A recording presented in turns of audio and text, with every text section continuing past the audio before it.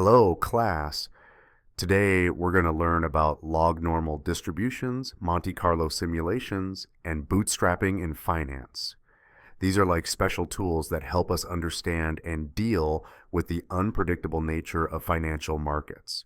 Let's dive in and explore how these tools work.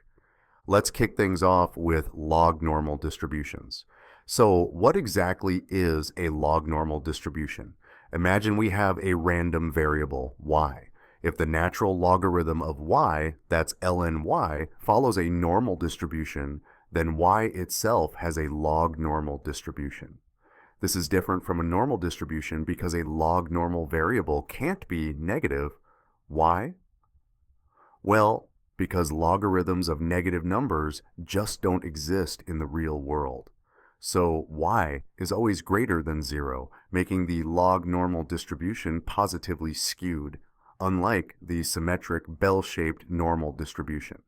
Now, just like the normal distribution, a log normal distribution is completely described by its mean and variance. But here's a twist. These parameters are for natural logarithm of y, not y itself. So if you want the mean and variance for a log normal random variable, you use these formulas. This is the formula for mean, and this one is for variance. Let's talk about continuously compounded rates of return. This concept is crucial when dealing with stock prices and investments. When a stock's continuously compounded return is normally distributed, the future stock price will follow a log normal distribution.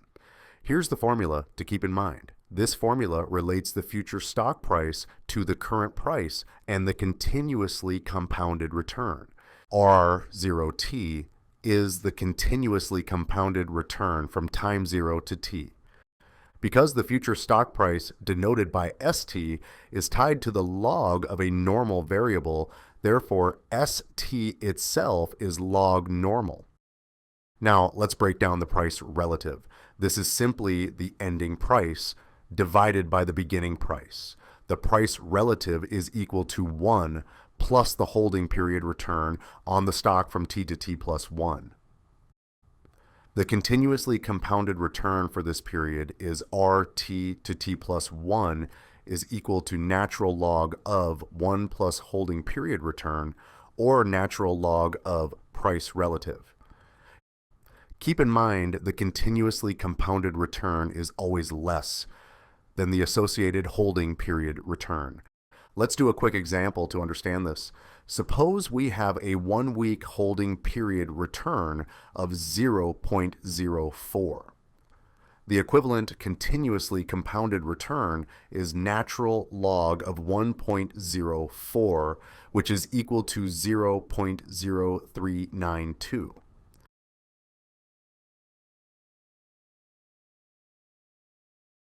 In investment applications, returns are usually assumed to be independently and identically distributed. Now, what does this mean? Well, independently distributed means that investors cannot predict future returns based on past performance. Identically distributed means that the mean and variance of returns do not change over time. For one period, continuously compounded returns ranging from 0 to 1. Expected value is mu multiplied by t, variance is sigma squared multiplied by t, and standard deviation is sigma multiplied by under root t. This implies that if one period continuously compounded returns are normally distributed, then the t period continuously compounded return is also normally distributed. Next on our agenda is volatility. Volatility reflects the deviation of the continuously compounded returns around the mean. In essence, volatility serves as a gauge of the extent to which the price of an asset, such as a stock, oscillates over time. A stock characterized by high volatility will exhibit dramatic price swings, while a less volatile counterpart will maintain more stable prices. To estimate volatility, we often turn to historical data, scrutinizing the day-to-day fluctuations in the stock price. This is the formula for annualized volatility.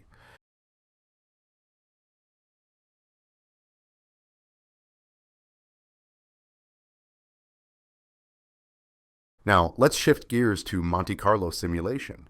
This technique uses computer software to generate a large number of random samples from a probability distribution. Why is this useful? Well, it helps us estimate risk and return, value complex securities like European-style options and mortgage-backed securities, and much more. These are the steps of Monte Carlo simulation. Number one is to specify the underlying variables. For example, if we're dealing with an equity call option, we start with the stock price.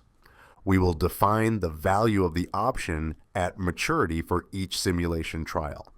This means figuring out what the option will be worth at the end of the period for each scenario we simulate. Number two is to specify a time period. We need to break down our time period into smaller chunks and make some assumptions about how the key risk factors like stock price changes are distributed. Number three is to define distributional assumptions. Set up the key risk factors driving the variables like changes in stock price. Then generate random variables. Use a computer program to draw random variables. Here we'll plug random values into our model to see how our variables change over time. Number four is to estimate underlying variables. Plug these random variables into your model. Next, calculate the value of the option at maturity. Then discount it back to the present value. This means figuring out what our option is worth at the end of the period and then discounting it back to today's value. Sixth step is to repeat the process. Do this thousands of times to get a robust estimate. The mean value from all these trials gives us the Monte Carlo estimate of the option's value. Keep in mind that for higher accuracy, the number of trials should be significantly increased. Random number generator. This is an algorithm that creates uniformly distributed random numbers between 0 and 1. Using these, we can generate random data from any distribution. Monte Carlo simulation provides statistical estimates, not exact results. It's used as a complement to analytical methods in modeling and analysis. So it helps us get a sense of possible outcomes and the associated risks, but it doesn't give us a precise answer.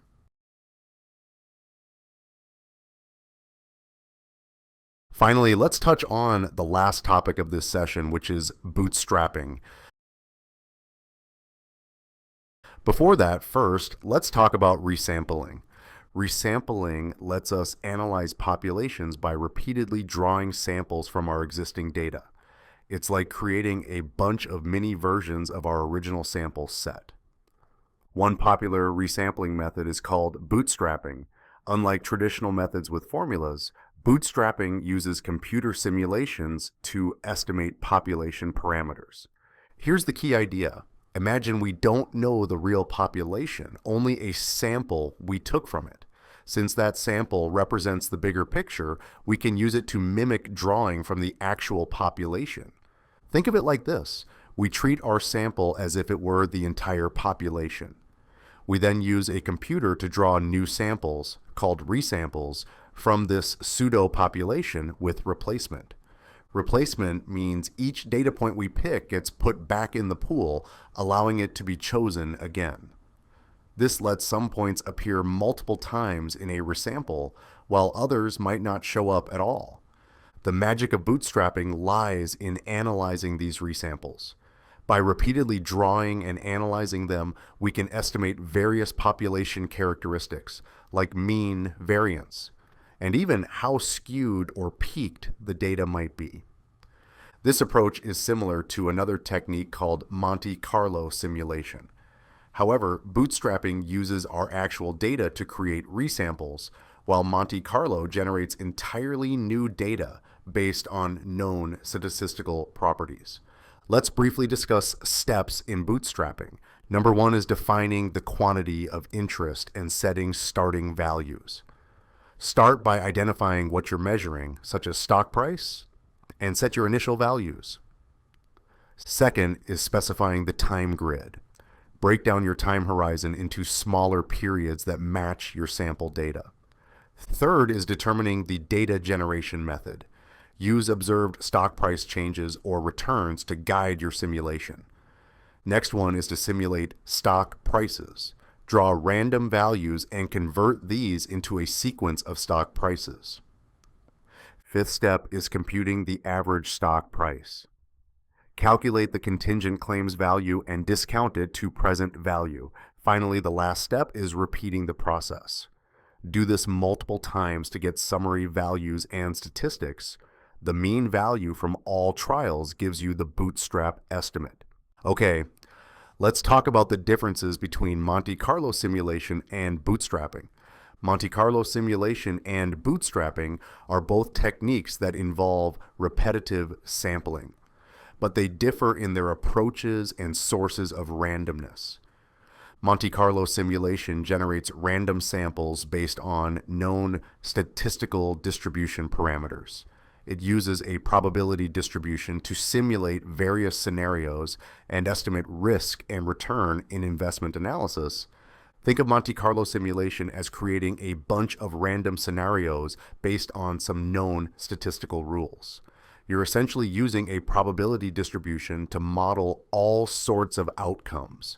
It's like rolling a dice 1,000 times to see all the possible results and then figuring out the odds. In finance, we use this to estimate things like risk and return. For instance, if we assume that stock returns follow a normal distribution, we can simulate future stock prices and see how they might behave.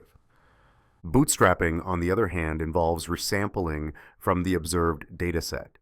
It treats the existing data as the true population and repeatedly draws samples with replacement to create a sampling distribution. Instead of generating new data based on theoretical distributions, it resamples from the data we already have.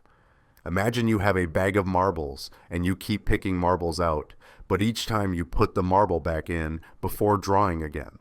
This way you can create a lot of samples from your original data set.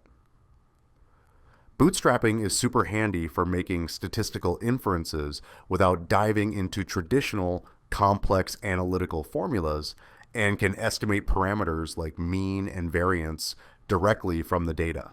So the big difference here is where they get their data from. Monte Carlo simulation uses theoretical distributions to generate new data, while bootstrapping sticks with the empirical data you've already collected and resamples from that. And with that, we conclude today's engaging session. We have delved into the fundamental aspects of log normal distributions, continuously compounded returns, Monte Carlo simulations, and bootstrapping. These concepts hold great importance for your preparation for the CFA Level 1 exam, so ensure that you grasp and retain them. If you have any queries, please don't hesitate to ask me. Thank you for your active participation, and I look forward to our next session together.